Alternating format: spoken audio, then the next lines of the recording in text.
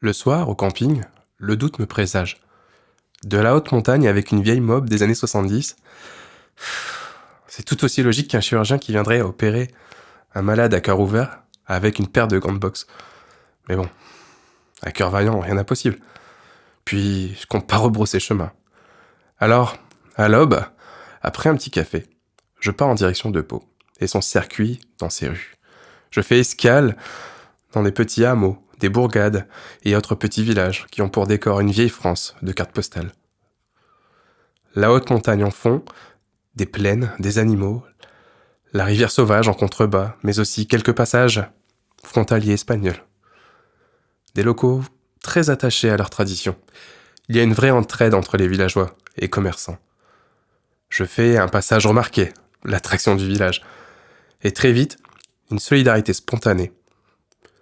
Plus tôt, dans la journée, j'ai roulé sur un nid de poule. J'ai fait une embardée sur le côté et je me suis retrouvé à terre. Heureusement, ce n'était que superficiel. Mais je ne peux pas dire autant de Muriel. J'ai cassé en deux mon levier de frein. Il fonctionne toujours, mais je dois le réparer au plus vite.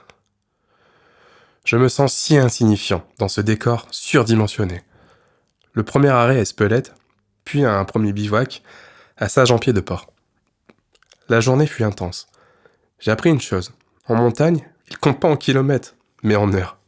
Ça tombe bien, j'ai du temps. Alors, j'admire les paysages. Je fais des pauses. Je soulage au mieux le moteur, qui peine parfois en altitude. Tard, dans l'après-midi, je rejoins Larro, un petit village niché au pied de la haute montagne. Arrivé à 1585 mètres d'altitude, le changement de température me saisit. Le froid pénètre les pores de ma peau, je serre les dents, puis quelques centaines de mètres plus loin, Dame Nature nous ramène à ce pourquoi je fais aussi ce road trip. Un point de vue qui s'offre à moi. Les sentiers de GR se profilèrent à l'horizon. Quelques courageux cyclistes et motards sont au rendez-vous eux aussi. C'est splendide. Je sens dans le dos un regard persistant. Je me retourne et je sens que j'ai activé la case nostalgie, d'une époque pas si lointaine pour certains. C'est vrai que Muriel a un charme fou à tomber par terre. Un capital sympathie qui font d'elle une petite coqueluche. Un type sur sa grosse moto s'arrête à mon niveau. Il éteint le moteur, retire son casque, sort son paquet et déclare une clope. Il est surnommé Pat et c'est un motard du coin. Nous discutons durant des heures. Les lueurs du soleil disparaissent peu à peu, dans le ciel bleu foncé, aux reflets orangés. Après que le temps s'éternise, avec Pat, il propose de m'héberger ce soir. J'accepte. Ce cinquantenaire séparé, originaire de Paris, est tombé amoureux de la région suite à une relation difficile avec son ex-compagne. Ils ont eu une fille, Justine, qui vient en Australie. Passionnée par le voyage et la découverte, les discussions se prolongèrent une bonne partie de la nuit. Le lendemain, tard dans la matinée, j'ai repris la route en direction de Oloron-Sainte-Marie pour conclure cette journée sur la route de Pau. Ses spécialités culinaires et son centre-ville historique, c'est un endroit parfait pour se refaire une santé financière. Vers 18h, ce jour-là, je reçois un appel de Gaëtan. De nature joyeuse et optimiste, j'entends qu'à sa voix il y a un problème. Clément, papy a fait une mauvaise chute ce matin. Ils l'ont gardé en observation pour faire un examen approfondi et ils ont décelé un cancer en face avancée. Je suis désolé. Mes jambes sont sciées. Je suis sonné. Mes liens avec papy sont indéfectibles. Il a endossé un rôle important dans ma construction. C'est grâce à lui si aujourd'hui j'ai le virus de la musique qui coule dans mes veines. L'envie de rentrer me traverse la tête pour la première fois. Le temps est compté. J'en ai conscience. Je me dois de continuer, me battre à la poursuite de mes rêves. Les quelques jours qui suivent la nouvelle, je perds ma force de continuer. Préoccupé par l'état de santé de papy, mon esprit vagabonde. J'ai la tête dans le guidon, aveuglé par le subconscient de vouloir rentrer. À Lourdes, lieu de pèlerinage et de prière, au pied de la Vierge Marie, j'ai déposé une bougie. Je suis athée, mais s'il y a un infime espoir de demander de la force pour que papy tienne jusqu'à mon retour, j'en serai éternellement reconnaissant.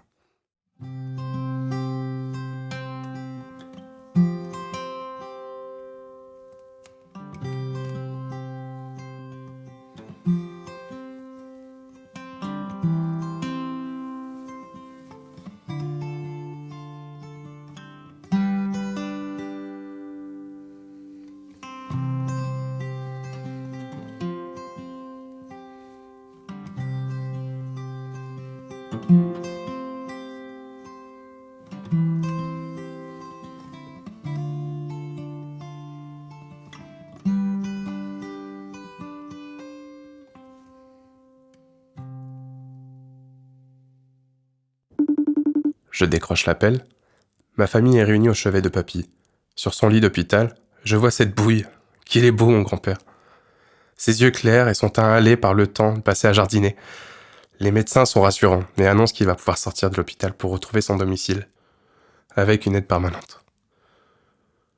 Ces nouvelles rassurantes prises, c'est une bouffée d'oxygène pour poursuivre ce road trip. Muriel peine de plus en plus. Je l'ai sollicité ces derniers temps. Arrivé à Tarbes, le moteur coupe. J'ai négligé sa santé. Ces derniers temps, l'après-midi, au jardin massé, alors que je flânais avec Gélie, au moment de l'accorder, la petite corde se casse sec. Oh, j'ai le sort qui s'acharne à croire. Je me rends donc dans un magasin, acheter un jeu de cordes. Après tout, ça lui ferait pas de mal.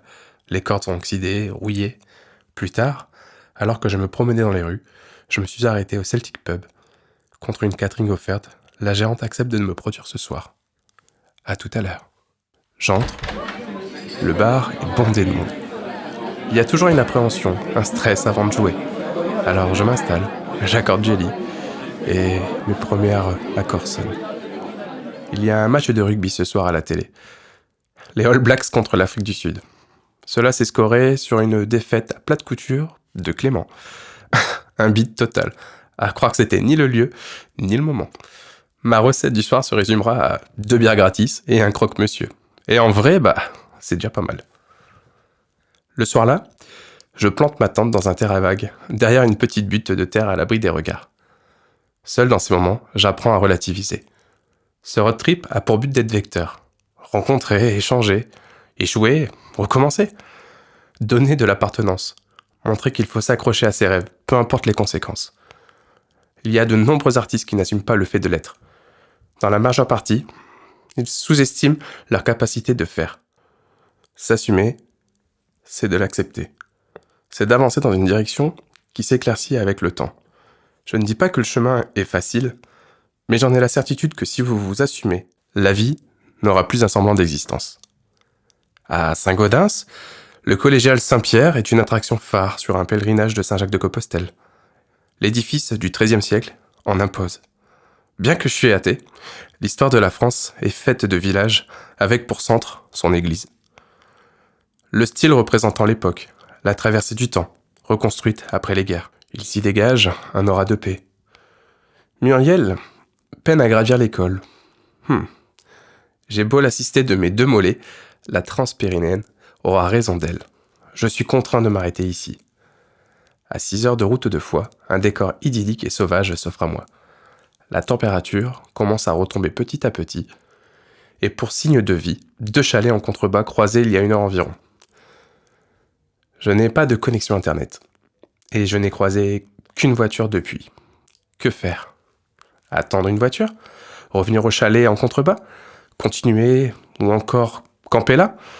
Beaucoup de questions me taraudaient l'esprit. À vue d'œil, j'avais une bonne heure de marche pour gravir le sommet. Sans Muriel et sans la remorque qui pesait un âne mort avec son moteur foutu, j'ai décidé de la laisser sur place. J'ai arraché un bout de feuille de mon calepin et j'ai écrit « SOS, je suis en panne, je remonte le col à pied pour retrouver de l'aide. » Après plus d'1 heure d'effort, j'y suis. Mon optimisme se déchantait en voyant qu'à l'horizon, je suis entouré de montagnes. Je check mon téléphone, mais toujours pas de réseau. Je redescends par la route pour retrouver Muriel. Inquiet par cette mésaventure, mon cœur s'emballait. Je prenais des grandes inspirations pour me rassurer. Ça va aller. Ça va le faire. J'ai rebroussé chemin, jusqu'aux 2 chalets en contrebas.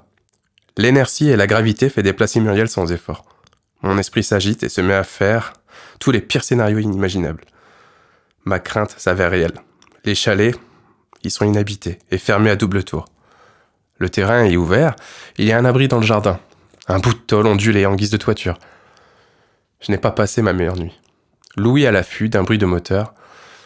Mes sens s'en éveillent et pourtant, rien. La nuit n'a jamais été aussi calme depuis le début de mon road trip. Les premières lueurs du jour éclaircissaient le soleil. Les oiseaux chantent. Je n'ai dormi que 2 heures, en fractionné. J'entends une voiture arriver, je cours, je me jette sur la route, je l'interpelle avec des grands gestes. La voiture s'arrête, je suis sauvé. Je cache Muriel sous des branches de sapin Et puis je monte dans la voiture. Elle s'appelle Marion. Et elle est factrice. En chemin, pour distribuer son courrier, elle m'embarque jusqu'à sa prochaine livraison, où elle pourra m'y déposer. L'endroit, il est peu fréquenté. C'est une chance pour moi qu'elle se soit arrêtée. Elle me dépose à quelques kilomètres de là, dans une ferme. Lexi, un border collie, m'accueille par un aboiement. Elle remue la queue, me renifle et se laisse attendrir par mes caresses. Il vit seul, loin de tout.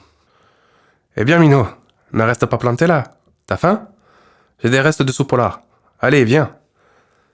Assis dans la cuisine, Francis met 2 bonnes louches de bol et puis s'en va. Je l'ingurgite en quelques minutes. Plus tard, je le rejoins dans l'étal. Je l'observe. Il distribue du foin à ses bêtes, des aubracs. Plus tard, dans la journée, nous allons en tracteur rechercher Muriel. Et elle est là, elle n'a pas bougé d'un rétro. Je la monte dans le godet et en rentrant à la ferme, je la démonte en pièces. C'est le pointeau du carburateur. Il accepte de m'émerger en échange d'un coup de main pour ses bêtes. Le soir, à table, Francis débauche une bouteille de rouge et commence à se livrer. La résilience se lit dans ses yeux. Fatigué, l'homme vivant pour son bétail est resté un casanier. Ce combat au quotidien, c'est la vraie vie de nombreux Français. Le trait marqué, et pourtant il est là, présent, avec le sourire. Il dégage une force de caractère. C'est un homme respectable. Nous ne sommes pas si différents, croyez-le ou non. Il y a une bonne nouvelle pour moi. Demain matin, comme chaque semaine, son ami vient prendre de ses nouvelles et se rapprovisionner en lait.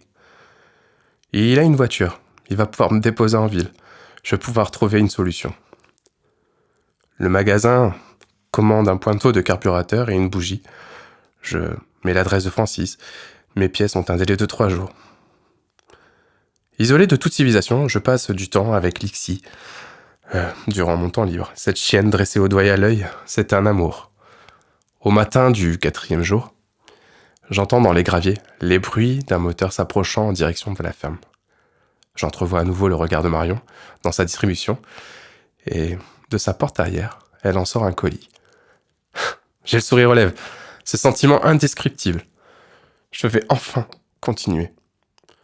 Le jour même dans l'établi, Muriel retrouvait une seconde jeunesse, prêt à repartir. Le lendemain matin, Francis est au pâturage. J'étais seul à la ferme. J'ai pris un bout de papier et je lui ai écrit « Cher Francis et Lexi, les adieux sont douloureux.